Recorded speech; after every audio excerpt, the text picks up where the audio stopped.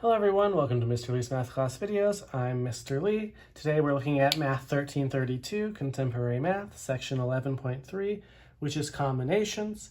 If you've been following along, you've probably noticed in the calculator we saw the NPR for permutations and the exclamation point for factorials, but there was this other NCR in there, much like P represents permutations, C represents combinations. So let's talk about what the difference between those two is so that we can figure out how we solve problems and determine the difference between those or which one we should use. So combinations are a counting technique that talk about selecting a group to receive things, but you can still only use items one time. What this really means is that every thing, item, whatever, selected receives the same outcome. For example, whereas when we were doing a race previously, finishing first, second, and third mattered, if you said something like, the top number of finishers qualifies for the next race, then it wouldn't matter if you got first or say third as long as you qualified. So in that way, where permutation orders matter, in combinations you'll use them when orders don't matter. Furthermore, because everyone's getting something that's picked, or they're not picked and they're not getting something, I like to think of combinations as separating your larger group into two groups, a group that receives something and a group that is not going to receive that item. And that makes combinations a little bit symmetric in terms of sizing and numbers, which we'll see as we go through this. Now, because of combinations, order doesn't matter. That means, for example, if you're rolling a dice or you're rolling two dice and you're trying to figure out the combinations, 3-4 and 4-3 might be the same because it's the same pair of two numbers. So for a permutation, these two are different, but for a combination, this is the same group of numbers, which actually means permutations get large, but combinations bring that number down a little bit. So your formula for combinations, which is NCR, selecting R items from a group of N items, you'll notice it has the same exact factorials as permutations, but there's an additional factorial, R factorial. You're dividing by effectively the number of ways you can select the exact same items, or the number of different ways you could order selecting the exact same items. So there's an additional division which supports that it brings the numbers down. Now, 7 choose 3 if you write it out here or type it into the calculator. Let's see what that leads you to. And if you're typing it, you'll type in 7 NCR3. It's in that same probability area. 7 NCR3 is 35. So you'll notice that this is pretty small. If you're putting it up here, one of the nice things about combinations is that your total is up top, so 7 factorial, but the two numbers that are underneath always add to that total, and one of them is your second number. So it really tells you that if one of my numbers in the denominator is 3 and they've got to add up to 7, the other one is 4. Now, what about 7C4? 7 NCR4 is also 35. Now, why would that be? Because again, in this scenario, I gave 3 people an item and told 4 they didn't get it. Here, I'm doing almost exactly the opposite. I'm telling 4 people they get something, but 3 don't. So either way, in this situation, I've taken my group of 7 and split them into a group of 4 and a group of 3. I've just kind of reversed the size of the group that received the item or reward or got something out of it and the group that did not. Now, much like permutations, anything choose 0 is 1, because there's only way to choose no one by choosing no one.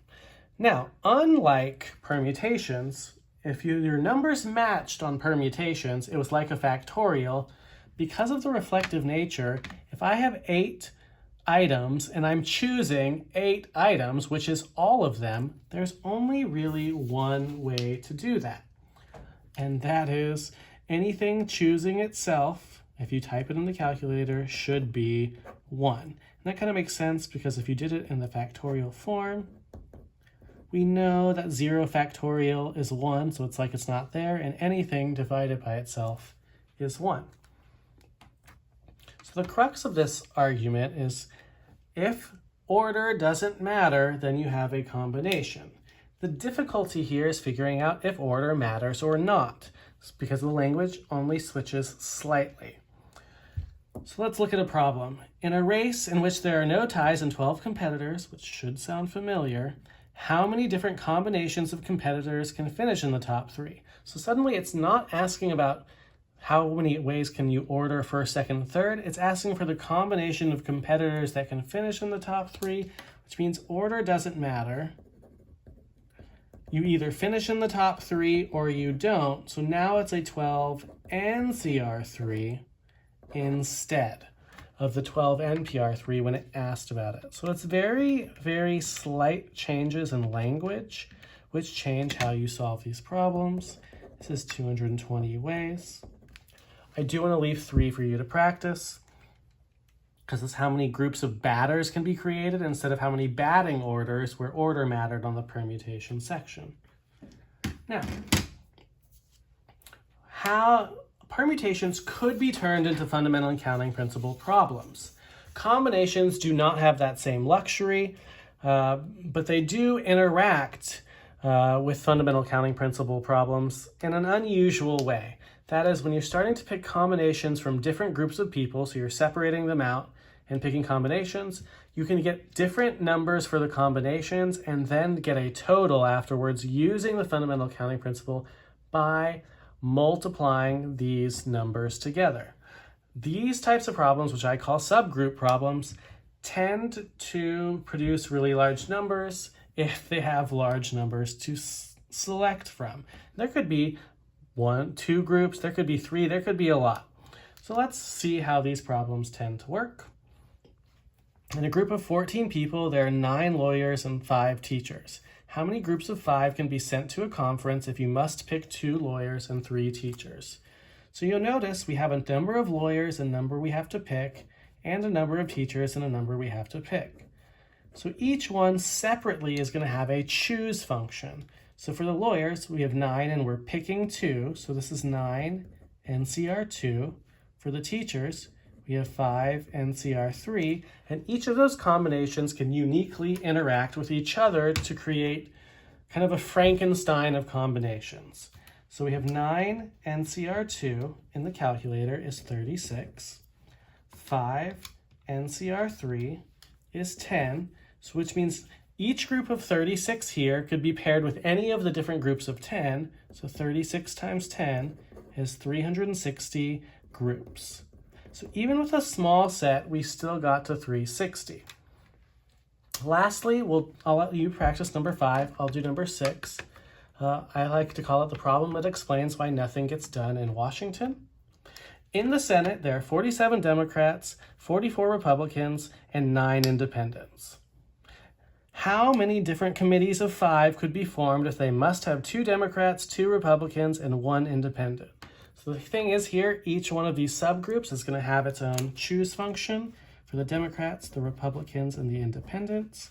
So we have 47 Democrats, and we need to choose 2. Republicans have 44, still need to choose 2. Independents, there are only 9, and we only need to choose 1, but we have to take 3 different combination functions and multiply them together in the end. So 47 NCR 2 is 1081. 44 NCR 2 is 946. And 9 NCR 1, anything NCR 1 is itself. And then I have to take all of those and multiply them together. So this number is going to be shockingly large. 9203634. Yes, that's right. 9,203,634 ways to make this committee of 5 people, which is why my joke is that nothing can ever get done in Washington because they're all arguing over which of these ways they're going to do. Now, this is really all 11.3 is about. There's also an 11.3a homework, but it's just a mix of all of the sections that have already come. So I'll submit some problems and completed notes, but that is really all for this video.